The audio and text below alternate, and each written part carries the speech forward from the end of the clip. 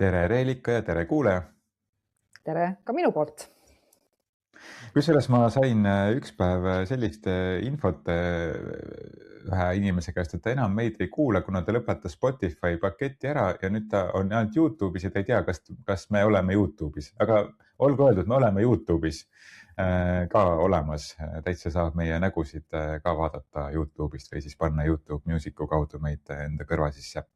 Aga tänane teema siis, 169 episood on meil siis käsil ja ma tõstataks selle teema selliselt, et hoiakud, pealkirjaga hoiakud, aga see teema sai alguse mul sellest, et üks klient küsis koolituspakkumist. Me lõpuks tegime natuke teistsuguse koolitussisu, aga selles koolituspakkumises ta küsis just nimelt terve päev fokusseerimist hoiakutele.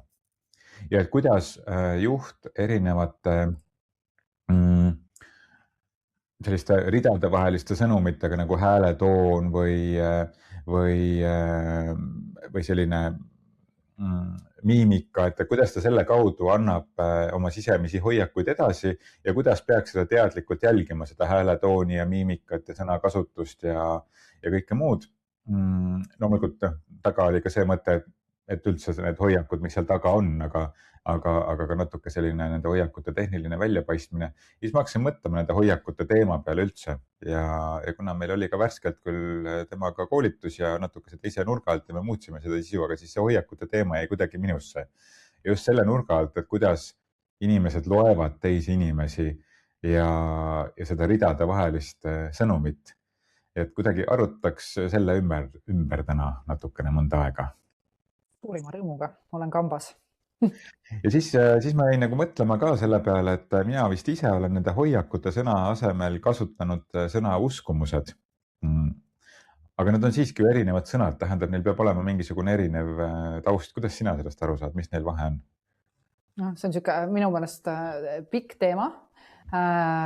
Kuidas mina seda vaatlen on niimoodi, et uskumused on teatud mõttes meie hoiakute sellised nähtavad ja nähtamatud nii-öelda siis olemised või sellised lood, isegi nimetame nii, mida me väga sageli võib-olla ei märkagi ja kui me teadlikult elame, siis me hakkame seda nägema, et võib-olla nagu hea näide on sellest, kus sa ütled endale kõva häälega, ma väärin seda, aga kogu kehas on võib-olla selline asi, ma pean selle nimel väga palju nagu nii-öelda töötama ja vaeva nägema, ehk et ma pean nagu vaeva nägema.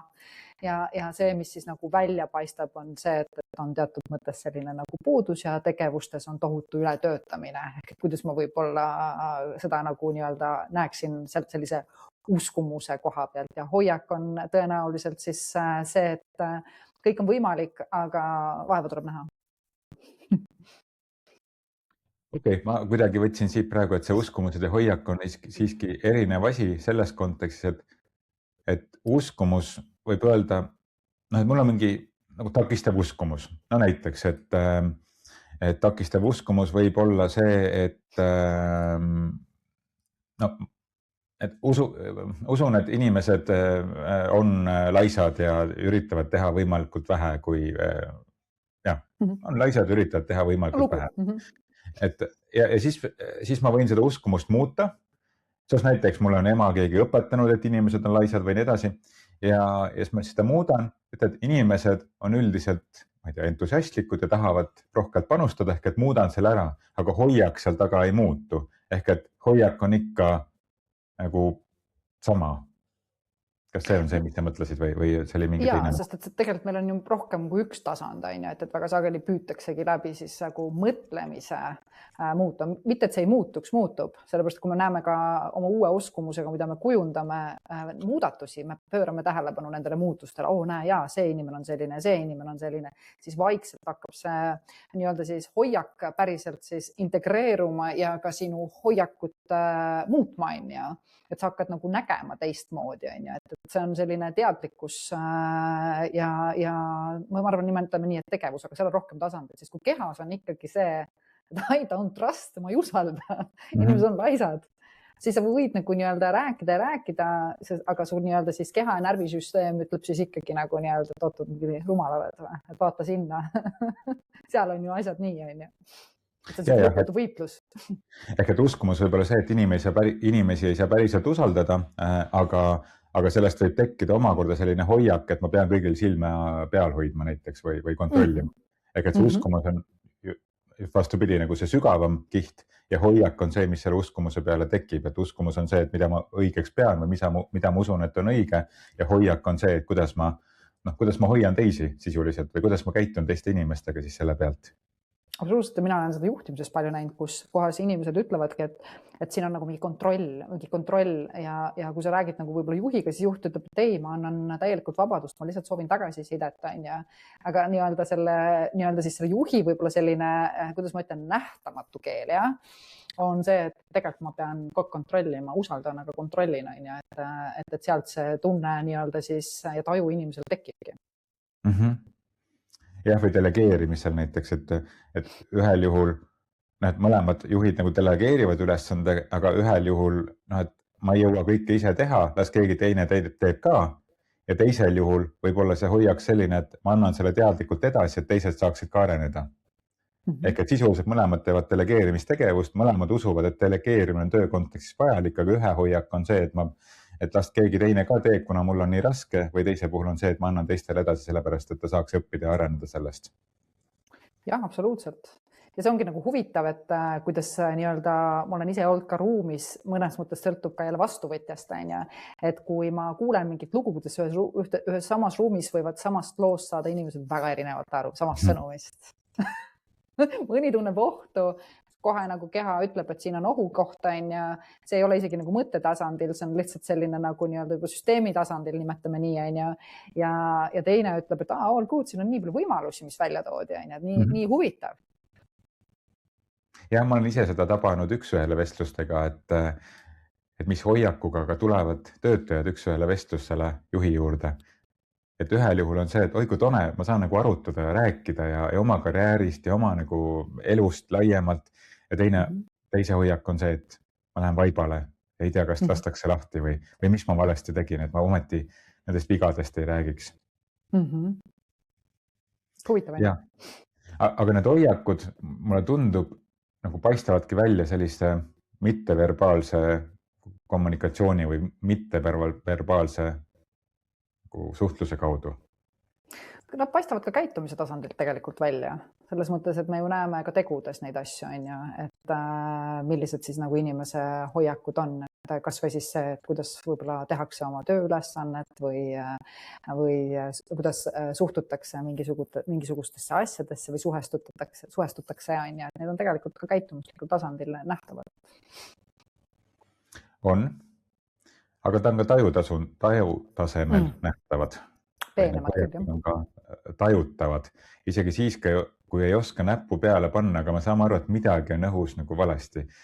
Prooviks seda kuidagi nagu konkretiseerida nüüd üheskoos siin, et ega ma ei oska ka täpselt öelda, kuidas seda siis konkretiseerida, aga me kõik oleme tundlikud, me kõik oleme mingisuguste tajudega, me oleme lihtsalt õppinud seda, et selgelt nägemine, selgelt kuulmine ja selgelt tajumine ja selgelt mis iganes muu selge taju ei ole okei ja see on mingi imelik ja esoteeriline asi võib-olla. Aga me kõik tajume teise inimesega suhtluses midagi. Et täna, kui meie siia videopilti tulime, siis minu esimene taju, et midagi on Reelika sinuga teistmoodi. Jah, ma näen, juuksed on teistmoodi ja siis istud teises keskkonnas, kui sa võib-olla tavapäraselt istud, et need, kes YouTube'i meil vaatavad, et siis näevad, et Reelika on täna teises keskkonnas, on ju. Aga midagi sinu nagu energias või säras on nagu teistmoodi, kuidagi midagi on teistmoodi. Me kohtume siin 5 aastat iga nädal, on ju, aga täna on midagi teistmoodi. Jaa, sest täna hommikul ma just ma olin eile väga tugevas sisemises töös ka just hoiakete ja siis ütleme sisemise programmeeringu mõttes. Ja hommikul ma siis ütlesin endale, et ma valin ennast ja see tundus mitte selle koha pealt sellisest üleolevuse kohast, vaid valin ennast. Ma sain selgeks oma teatavad nagu väärtused ja standardid ja sellised kohad, mis on mulle olulised, mille tõttu ma tegin mingid käitumuslikke muudatusi ja nii hästi tundsin ja see pani nagu sisemiselt särama, et see on see enda sisemine ja ka teatud mõttes hoiaku muutus, et kui enne pidid võib-olla ikka aitama ja võib-olla mõistma, siis sa said nagu nii-öelda mingist kohast aru, et ei, et sa austad teise valgust, aga sa nii-öelda mõistad oma nii-öelda siis soovi ja see oli kergendus, et sealt tuleb ju minu käitumise muudatus, ehk et sama ennem oli üks muster mis oli järjepidevalt nagu nii-öelda ketranud, on ju, millest ei saanud kuidagi välja vaata, on ju, ja siis see loob särama. Muidugi, kui see on nagu huvitav, et kui sa kuskilt midagi taipad, siis see sära loob kohe välja, on ju. Et aitäh sulle märkamast seda. Ja ma arvan, et selliseid asju me tegelikult märkame ju, ja kõik me märkame seda. Oma läheduste puhul me ju märkame seda, et ta on kuidagi nagu, midagi on teistmoodi või midagi on nagu ära, nagu midagi on off. Liimist lahti kas veel. Mis sa ütlesid? Et isegi nagu liimist lahti nimetame. Jaa, just nagu liimist lahti on ju. Et ma üks päev sõitsin koolitama pikka teed ja siis oli raadios oli üks naiste tugikeskuse inimene siis rääkis, et kuidas märgata siis koduvägivalda. Ja ta tõi ka need samad väga lihtsad asjad, et sa lihtsalt märkad, et sinu tuttav või lähedane või kolleeg, ta kuidagi hakkab midagi teistmoodi tegema. Ja sa tajud seda ära, aga et me usaldaksime seda taju, et see ei ole midagi nagu keerulisemat.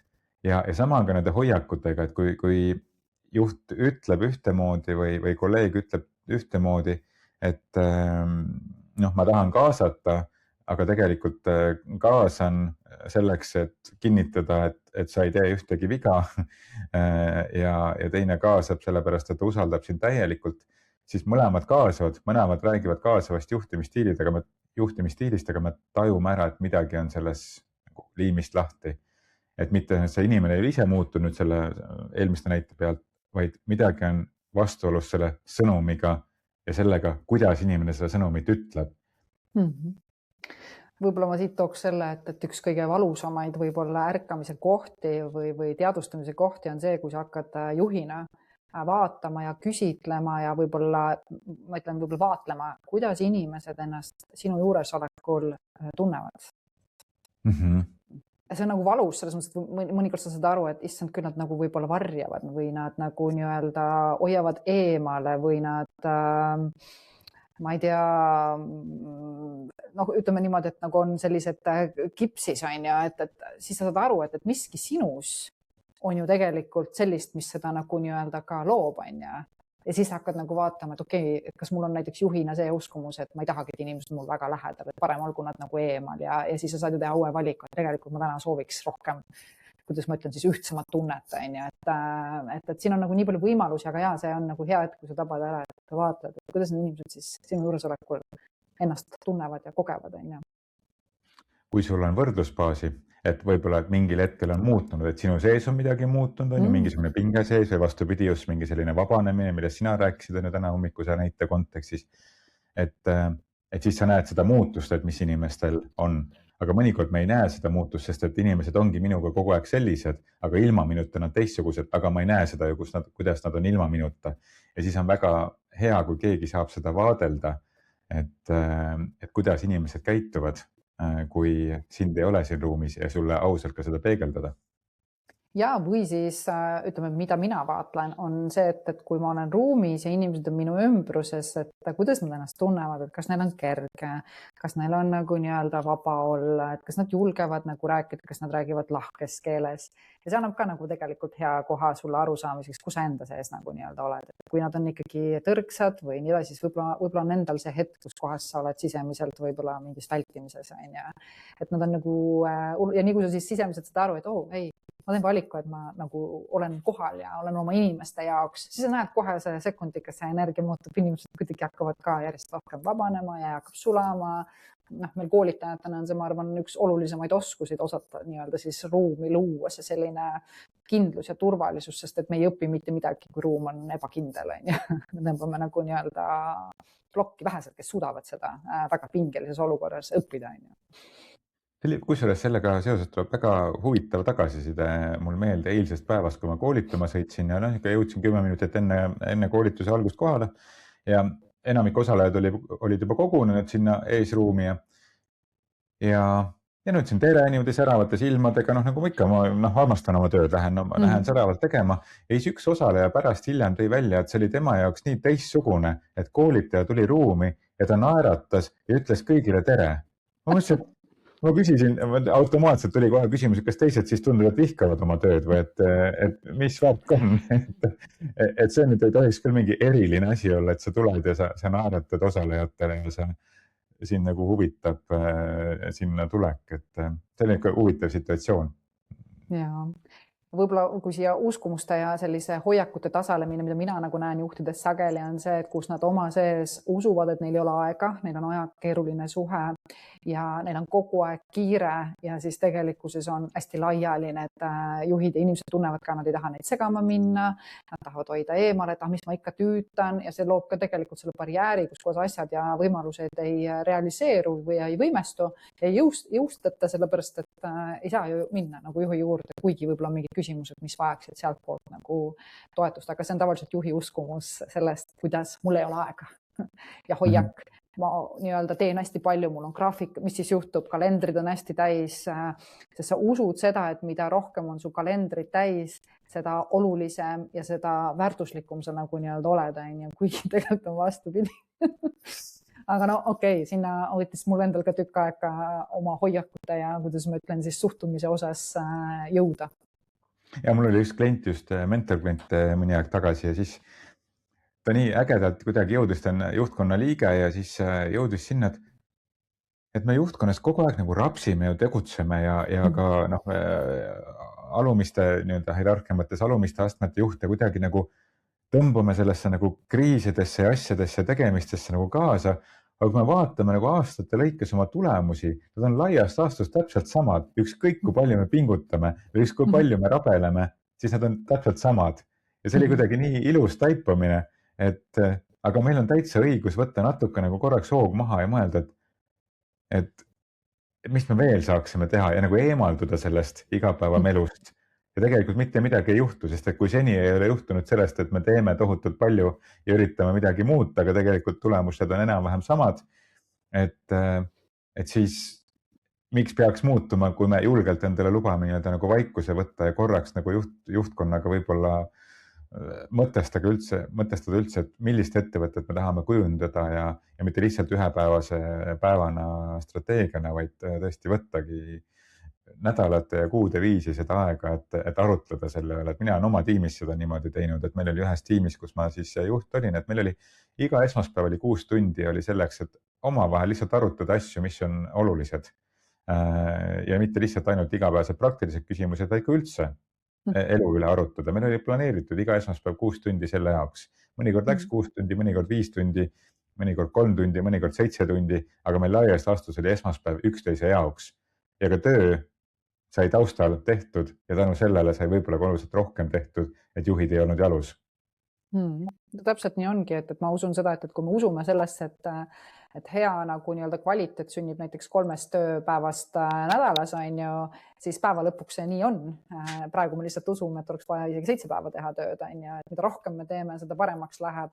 Ja kui ühel hetkel siis niimoodi töötavad paljud ettevõtte süsteemid ja uskumused ja need inimesed, kes seal sees on kõik selle omaks võtnud, keegi ei sea kahtluse alla neid uskumusi, nimetame nii, ja need hoiakud ju kujunevad sealt pealt, sellepärast, et see on midagi, mis on nagu tõde ja loogiline, see, mis tundub tõde, siis sa seda nagu teed, sest sa usud, et see nagu nii-öelda muudab maailma, et jah, et ma ei oska öelda, kui palju aega võtab, et nii-öelda organisatsioonide tasandil tekib see selline arusaamine ja uskumuse muutus, aga usun, et need erinevad AI-d ja asjad seda kaasa aitavad, et kus me tõesti näeme, et kuulge, meil ei ole nagu, me rapsime siin, No, vaatame, kas aitavad kaasa. Pikas plaanis aitavad võib-olla lühiajaliselt. Ma arvan, et võib-olla tekib isegi veel rohkem rapsimist, sest et nüüd on vaja rapsida seda selles osas, et kuidas AI ohustab meid kõiki, ja see hirm AI osas on võib-olla midagi, mis tekitab uut rapsimislainet praegu. Ma usungi, et sellepärast võib-olla ka meie sarnaste nagu sisude tootjad, kus kohas me ikkagi toetame sellist emotsionaalsuse küpsust ja küpsemist ja küpsuse üldse saavutamist, et tegelikult olekski need ühendused ja muud moodi väärtused olulised, sellepärast et kui selle tehnilise osa võtab arvuti üle, siis hakkavadki ju muud olulised nii-öelda nüansid rolli mängima, ja kui meil ei ole ettevalmistust ja oskust ja võimekust, et ainukene asi, kuidas me oleme nagu tundnud, et me elame, me teeme tohutult palju tööd ja järsku me oleme siis sotsiaalses keskkonnas ja meil oskuseid ei ole, meil ei ole nagu nii-öelda isegi kuidagi kogemusi, siis on päris raske, See on nagu koer, kes on sotsialiseerimata, ega seal mingit erisust ei ole, jah, ta läheks igale koerale tänaval kallale, on ju. jah. Jah, ma kohe lähen ligi 6 kuuks oma koeraga Brasiiliasse, kus on palju tänavakoeri, eks ole, näha, kuidas need sotsialiseerimata koerad siis sellise linnavurlega siis hakkama saavad seal. No täpselt, mina olen oma koeraga käinud, vaata koolitustel ja treeningutel ja viinud teda koertega kokku just sellepärast, et ta nagu saaks ka nii-öelda siis maailmas hakkama, on ju. Ja pahandust ei teeks. Aga koerte juurest jälle inimeste juurde tagasi tulla, et nende hoiakute puhul, kusjuures ka mõnikord ma olen näinud ka juhtimises neid käekirju, mida kasutatakse koerte kasvatamises, kuigi need kehtivad ikkagi koerte kohta, nii et paraku on neid, kes arvavad, kelle hoiak on, et kui ma tahan kedagi kontrolli alla saada, siis ma pean teda puuri panema ja rihma panema, et paraku on seda ka juhtimises. Aga ma tuleks ikkagi tagasi selle juurde, nende hoiakute mitteverbaalsete sõnumite juurde ja siis ma tahaks kuidagi jõuda ka selleni, et selle vastutuseni, mis siis juhtidena on selles, et ma teadlikult töötan oma hoiakutega ja märkan neid hoiakuid, mis minu sees on ja julgen ka neid peegeldusi saada, aga see võib-olla on juba küpsem tase, aga ma arvan, et meie kuulajad on seal ühes küpsemas tasemes niikuinii. Aga ikkagi nende mitteverbaalsete sõnumite juurde veel tulles, et millised on need sellised kehakeele märgid, kus see inimese sõnum on üks, aga see, mis seal taustal on midagi muud. Et ma arvan, et see on midagi, mille tasub mõelda, sest et me oleme saanud seda juba lapsepõlvest kaasa endaga. No näiteks, ma toon enda näite, kõige lihtsam tuua. Et mina väga pikka aega tajusin tõsise näoga inimesi, et nad on kurjad minu peale. Sest et minu ema oli mõnikord tõsise näoga ja vaatas minu poole, aga ta tegelikult hiljem ta kirjeldas, ta mõtles või tal oli füüsiliselt valus, kuna tal oligi väga palju oli ka füüsilisi valusid. Ehk et ta nagu tegeles sellega ja minule tuli hoiak, et okei, kui inimesed vaatavad tõsise näoga, siis nad tähendab, et nad on kurjad, ma olen teinud midagi pahasti. Et siin on ühesõnaga mitu erinevat teemat, aga et me jälgime, me skaneerime, selleks on delta lained on ajus need, mis nagu meil töötab, selline delta radar ja me skaneerime seda ümbritsevat keskkonda, et saada enda jaoks neid signaale, et kas asi on ohutu või mitte ohutu. Ja see, kui me sõnaliselt võib-olla ütleme midagi, aga sõnaline ajulainete kontekstis on beta tasand, aga samal kõikidel inimestel töötab ka see delta tasand ehk et ta skaneerib seda, mis on sõnade vahel. Ja inimesed tihti ei usalda seda, sest neil on lapsepõlves õpetatud, et mõnikord ka seda, et ei, emme issi ei kakelnud, ei, kõik on hästi meil, aga laps saab aru, et midagi on õhus valesti. Ja siis ta õpib seda, et ta ei tohiks oma seda radarit usaldada. Ja siis me täiskasvanuna ka ei usalda seda radarit, aga tegelikult me peaksime uuesti õppima seda usaldama. Aga millised on need märgid, kus see radar on õige, aga me mõistusega arvame, et see tegelikult on vale? Mis sinu jaoks need on olnud, kui sa saad mu mõttest aru üldse?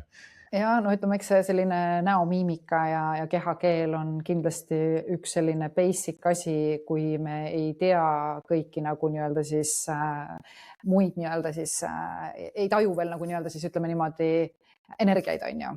Kui sa juba energiat tajud, siis sa saad aru, et see näoilme... Ma lihtsalt ei usalda seda taju. Ei usalda, just. Ei usalda või sa ei oska seda kuidagi, seda infot nagu nii-öelda luua, on ju. Et mis on nagu huvitav täna näoilmetega, et ise nagu esteetilist meditsiinist tulnud, ma võin öelda, et paljud naised, isegi mehed, oma kurjuse kortsud ja muud kortsud silendavad, on ju, et ega sa sealt ju ei näegi enam väga palju, on ju, et kas ta imestab või ta on nagu nii-öelda mõtlik või mida iganes, on ju.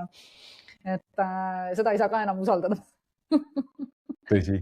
aga jaa, kehakeel paned, kuigi ma ütlen ausalt, et ma olen ka ju, ütleme coach'ina sa ikka ju jälgid kehakeelt ka, kui sa inimesega suhtled, et märkad, kui ta ettepoole tuleb, märkad, kui ta tahapoole läheb, on ju, kas ta nõustub, kas ta nagu ja milline hääletoon on, kas tuleb mingisuguseid momente, et ma arvan, et see, kui sa kohal oled, on väga palju märke, tohutult märke, on ju, lisaks veel, aga sa tunned ka ära, et kuskil on ikkagi midagi veel, on ju, miks sa sügavamale nagu lähed, aga ma arvan, et see võib olla juba meie treenituse küsimus.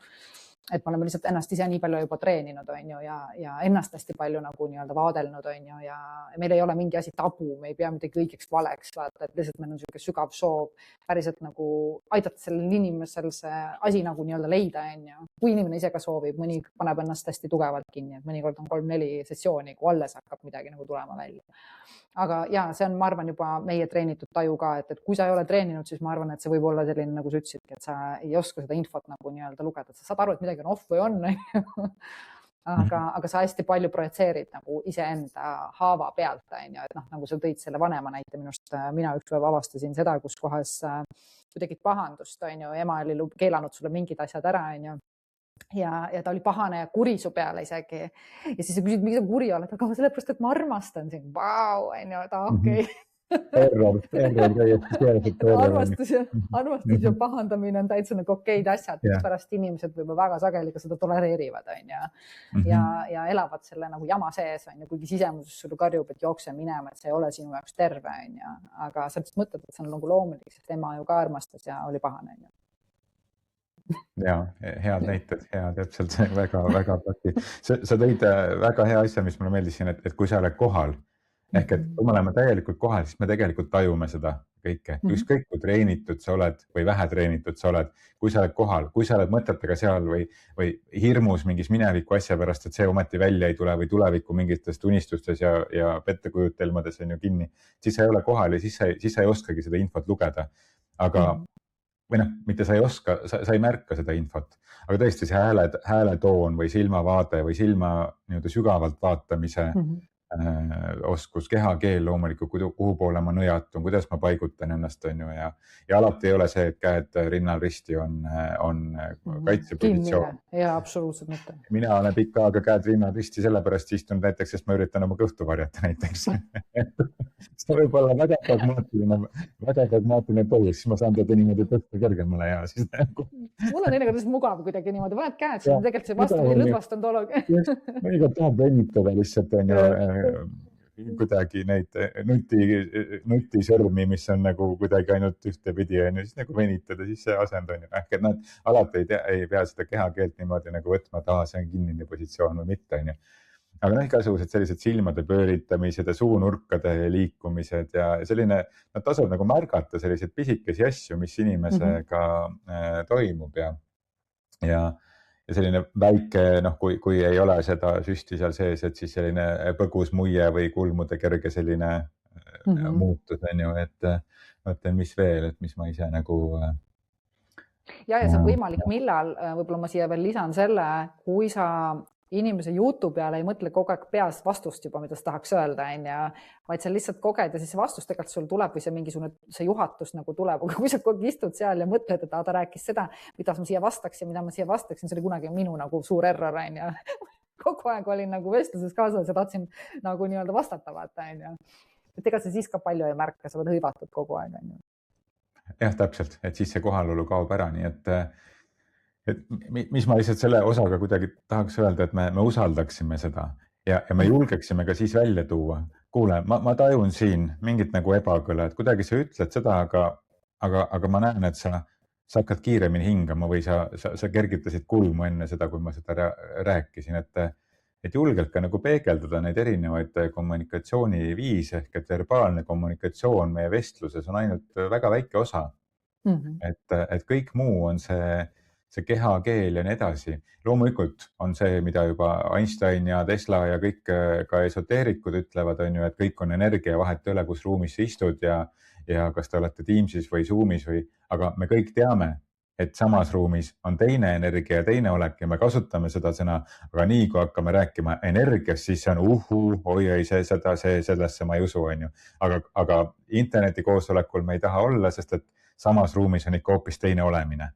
Ja mis see teine on? See ongi see energia, me saame lugeda seda energiat, me saame tajuda seda energiat, me saame seda peegeldada, seda energiat hoopis teistmoodi, kui me oleme siin, kui me oleme lihtsalt nagu meie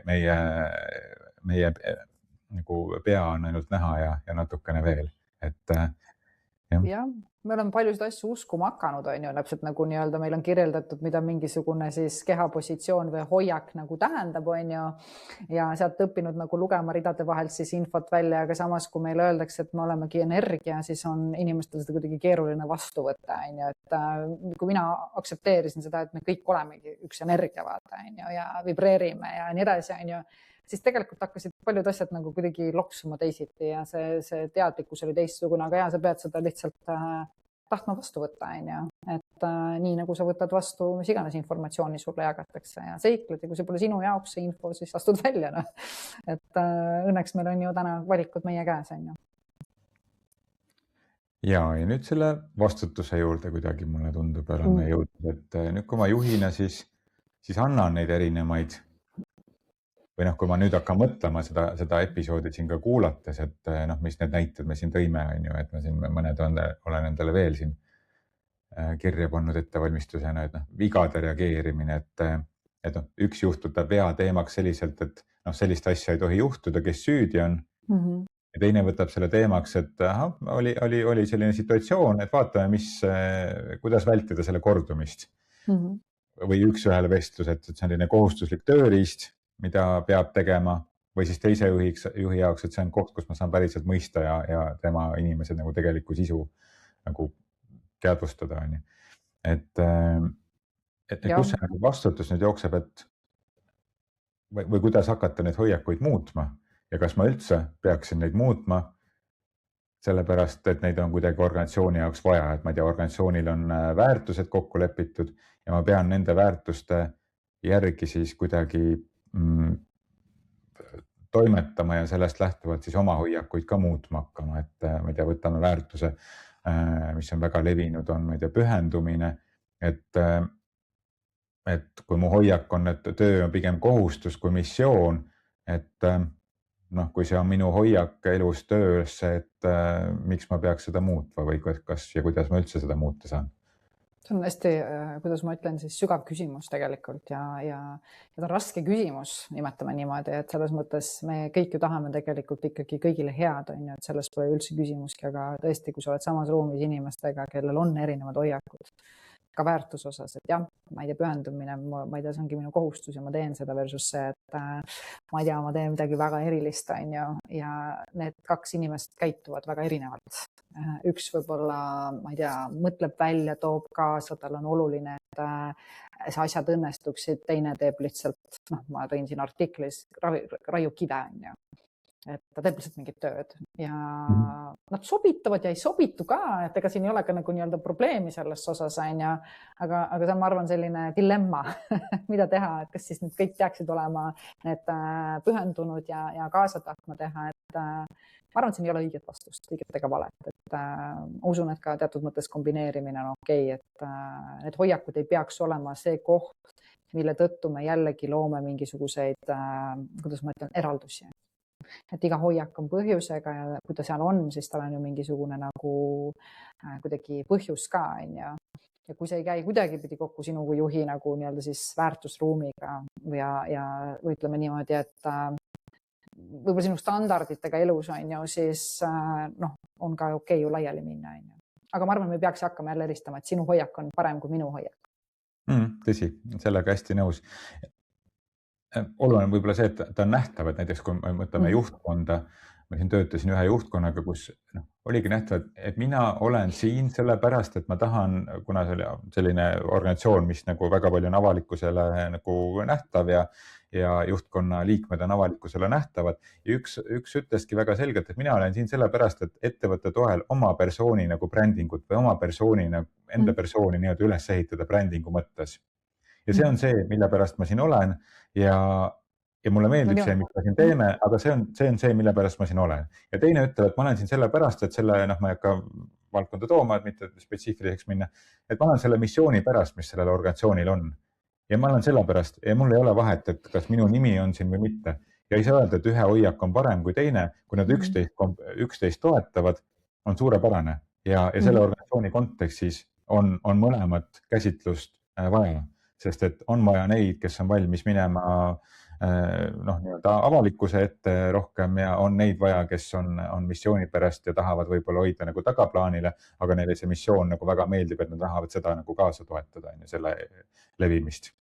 Minu arust on nagu need hoiakutega nagu huvitav see, et me kõik kanname mingeid hoiakuid ja ma tegelikult ei tea täna kuskilt, kus kellegi hoiakud on alguse saanud, on ju, mis pere lugudest, mis ta südames toimub, kõik nii edasi, on ju. Nad on kõik nagu, ükski inimene on süüdi oma hoiakutes, on ju. Ja seda tasub teada, küll aga mina valin seda nagu selliselt, et meil on poes ka erinevaid piimasid ja piimasorte ja firmast, mis toodavad, et ma valin ka oma lemmiku, on ju, mis mulle maitseb, et ega siin ka on meil valiku koht, et see ongi teeb rikkaks maailma, et meil on võimalus valida neid hoiakuid, neid nii-öelda siis suhtumusi, mis meile ju endale kõige meelepärasemad on ja mis meid tänases võib-olla ärimaastikus või ma ei tea, meeskonnatöös toetavad. On ju. Et see on ka väga okei ja seda peaks ka nagu kuidagi lubama, et see meeldivus ei peakski siin olema nagu teemaks. Siin võiks olla võib-olla lahkus, on ju, et kõik, kes on lahked, ei ole alati ju meeldivad, oled sa nõus sellega ja ka öelda, et noh, ma ei tea, et meie jaoks on täna nii ja liikudagi edasi, on ju. Sa ei muuda tegelikult inimese hoiakuid väga lihtsalt. Et see ei käi nagu mingi sekundiga, et see on ikkagi selline väga kihiti. Mina olen näinud mõni minu uskumus ja hoiak on ikkagi väga sügavates kihtides kinni. Võib-olla, ma ei tea, mitu põlvkonda tagasi. Aga peaasi, et on nähtav. Aga ma olen sellega nõus, et me ei saa kõike muuta, ei saa öelda, et mis on nagu vale või õige, aga kui me mõtleme ikkagi tulemusüksuse juhi peale näiteks ja pühendumise väärtuse peale ja selle taga oleva näiteks hoiaku peale, et minu jaoks on piisav, kui teen ära nagu minimaalse osa ja ma juhin näiteks müügiüksust, siis suure tõenäosusega müügiüksuse jaoks võib öelda, et see hoiak on halb. Jah, see võib-olla see ambitsiooni puudumine, nimetame niimoodi, heas mõttes ambitsiooni puudumine ja võib-olla küll, kuidas ma ütlen, takistus. Tal on mingid teised väärtused, mingid teised nagu soovid elus või nii edasi ja nagu võib-olla polegi üldse oluline, et teha 20 korda ja kui inimene üldse ei usugi, et ta on võimeline tegema näiteks 10x, on ju. No. Ja see seab piiri, milleks ta üldse võimeline on. Ma olen nõus, et siis sellises tulemusvaates on see takistus. Ja samas me saame ka inimesele näidata, et on võimalik ka teha 10 või 20, kuigi ta arvas, et on võimalik teha 5, et see on jälle, see läheb tagasi jälle väga kaugesse minevikku, kus inimesele on õpetatud, et sina küll laulda ei oska, on ju, et sinul ei ole mõtet, sinul laulu häält ei ole, on ju, ja lõpuks on superstar kuskil või et sina küll maalida ei oska, just et ta ei oska selliste asjade järgi maalida nagu tunnis õpetatakse, on ju, aga ta oskab teha oluliselt rohkem loomingut või ala minu hoiak väga pikka aega sporti oli see, et see ei ole minu jaoks. Sest et ma õppisin ära selle oma kooliajast, kus oli vaja hüpata täpselt nii, ma ei mäleta, mitu meetrit kaugust ja kolmikhüpet ja kui kaugel oli vaja palli visata minimaalselt ja mitu korda pidi 3. veerandi jooksul üle hobuse hüppama, ehk et seal olid mingisugused nagu ja minu hoiak kujunes sellest, et mina spordipoist nüüd küll ei ole, et mina ei saa, mina ei oska, ei taha, mulle ei meeldi sport, on ju. Kuniks ma ühel hetkel olin nagu natukene isegi sõltuvuses jõusaalist või jooksmisest, et seda on võimalik muuta, kui sul on mingi keskkond, ehk et need hoiakud kujunevad ka mingisuguses keskkonnas, mingisuguses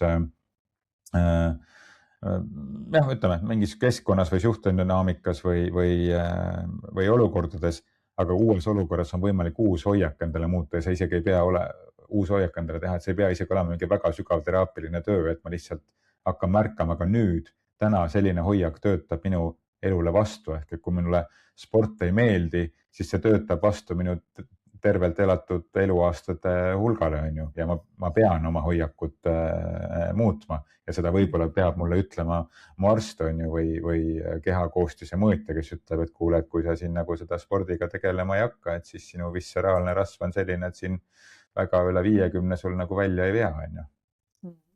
No vot, mina olen vaadanud seda uskumuste ja hoiakute tasandit veel sedapidi, et kui ma ise endal kujundasin, siis mulle meeldis see vaade, et minu jaoks on kõik võimalik. võimalik, et ma olen piiritu ja see on mind aidanud tegelikult tegemakski, olema palju paindlikum iseenda uskumustega, et mul ei ole nagu see, et nii ongi ainult minu jaoks või see ongi ainult võimalik, et ma ei ole nagu fikseeritud, kui ma märkan mingit oma uskumust, siis ma saan aru, kas see on piirav või on see mind toetav, et ja see on tänu sellele tundnud, ma lihtsalt saan aru, et mul on, et kõik on võimalik minu jaoks. Ma ei tea, kas see on nagu tulnud mul lapsepõlvest kaasa või kus iganes on ju, aga see on toetav hoiak olnud. Võib-olla ta on kohati olnud, ma olen tänu sellele teinud väga utoopilisi moove või samme, aga jällegi, elu on üks kogemus, et ma ei püüagi õigesti elada, ma püüan elada nii, et mul meeldib ja tõesti luua nagu väärtust maailma ja ellu, mis siis parajasti nagu nii-öelda kellelgi vaja on, et mitte seda, mida mina tahan, vaid see, mis on sellele inimesele nagu nii-öelda oluline, et mina võin ju tahta olla, ma ei tea, kosmonaut, aga selle inimese võib-olla unistus on olla põllumees, palun väga, et siis toetamegi seda, aga see kõik on võimalik, on see mind toetanud, kui see tõib üles, et sport pole minu jaoks, siis mul on lihtne sellepärast, et ootma, mis mõttes, kus see mõte tuli? Ja mul on lihtne enda mõtteid muuta, mul on lihtne oma uskumusi muuta, mul on lihtne oma hoiakaid muuta, mul on lihtne tagasisidedega, sellepärast, et mul ei ole enam takistusi ees selles osas, mis teebki siin nagu võimekaks nagu liikuma selles suunas, mis on siis meie kõrgeim potentsiaal, nimetame nii, mida me isegi ei tea ju, mis see on.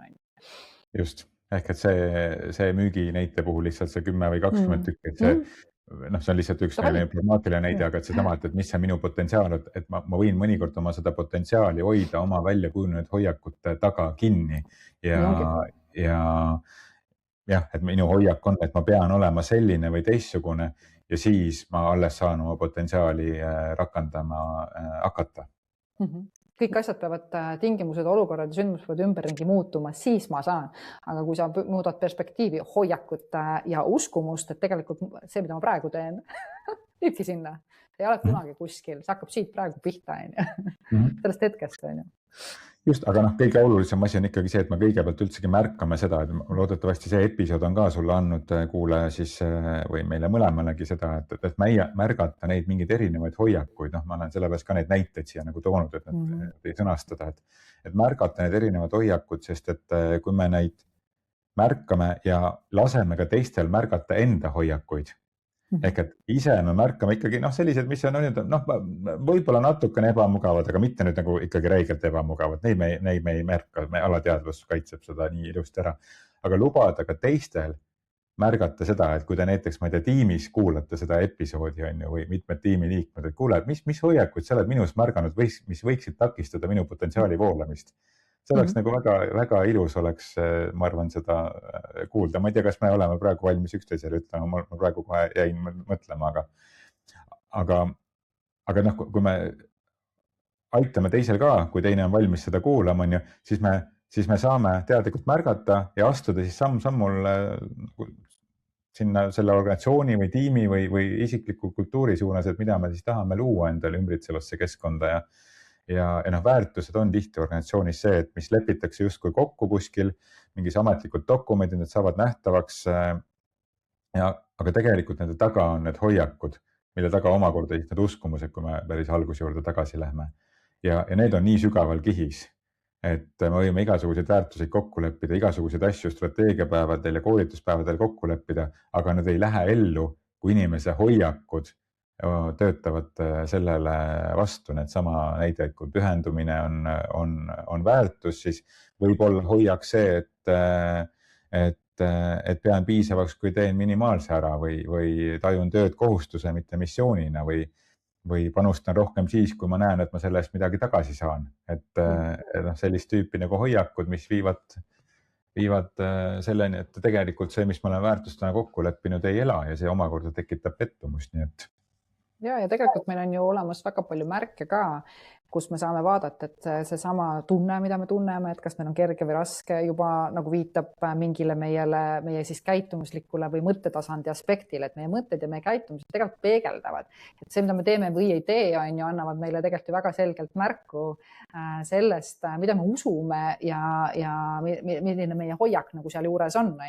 Ja kui sa neid hakkad vaatlema ilma hukkamõistuta jällegi, ükski uskumus pole õige ega vale, vaid sooviga mõista ja ja teha uut valikut, siis need ilmuvad ka ja mina usun, et selle võib-olla episoodi kõige sellisem suurem väärtus on, et me üldse märkame seda tasandit, sest et kui me sellest ei tea üldse, et mingid hoiakud või mingisugused lood kuskil käivad, siis no tõenäoliselt me ei oska ka muutust teha, sest küsimus ongi, mida me muudame. Sa ei muuda ühtegi olukorda, oled sa nõus? Situatsioone sa ei muuda, need on nagu nad on. Järelikult peab olema mingid muud aspektid, mida me nagu nii-öelda siis saame muuta, millel meil puudub või on võimalus muutmiseks. Et see ongi meie siis uskumus ja hoiak ja teinekord ka võib-olla selline väärtuste ruum.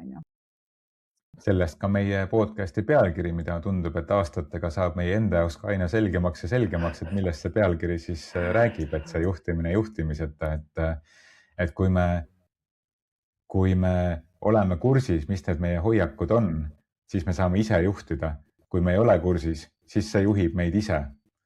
Aga et me saaksime juhtida ilma, et toimuks juhtimine meie seest mingisugustel osadel, millest me ei ole tegelikult teadlikud, aga see ei tähenda seda, et nad meid ei juhi. Absoluutselt. See, kes see juhib, ongi hea küsimus. Oota, kes praegu juhib?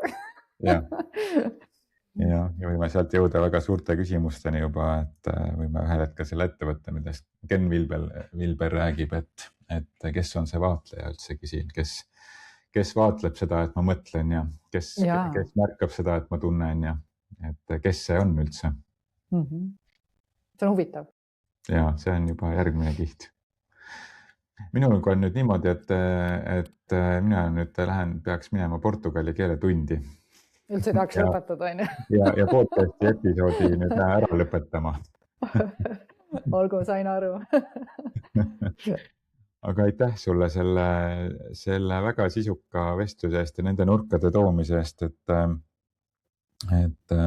just mulle meeldib see kohal olemise nagu koht, ma võtan endaga siit nagu kaasa, et me saame tajuda neid hoiakuid teisel inimesel ja neid tuua nähtavale, kui me oleme täielikult kohal. Me saame tajuda enda puhul ka neid hoiakuid, kui me märkame neid muid kihte, mis meie sees tulevad, et mis hakkavad justkui rääkima. Et me kõik oleme, ma arvan, tajunud seda, et me ütleme midagi, aga sisemas me saame aru, et 100% ma ikkagi ei ole sellega nõus, aga ma lõpetan selle lause ära ja ma olen sellega nõus justkui. Aga ma sisemiselt saan aru, see mingisugune vaatleja tasand minu sees saab aru, aga seda ma saangi aru siis, kui ma olen kohal ja olgu see siis selline kohale tulemise terviseks. Ja mina võib-olla annaks siia selle, et kui sa seda teed, kes iganes kuulas, siis mitte selleks, et sa oled politseinik, et mind huvitab, mis see on, vaid see peaks toimuma ikkagi sellest kohast, et sa päriselt tahad luua inimesele mingisugust kasu või head, on ju. Et ma usun, et vastasel juhul sa ei pääse ikkagi tõele ligi, et me oleme ikkagi niivõrd palju ka kaitstud. Ja. Aitäh, et sa meid kuulasid ja kui sulle see episood meeldib, siis jaga ka julgelt edasi oma tuttavate või lähedastega ja nii see maailm erinevatest teemadest teadlikumaks saab. Järgmise korrani. Ja. Ciao.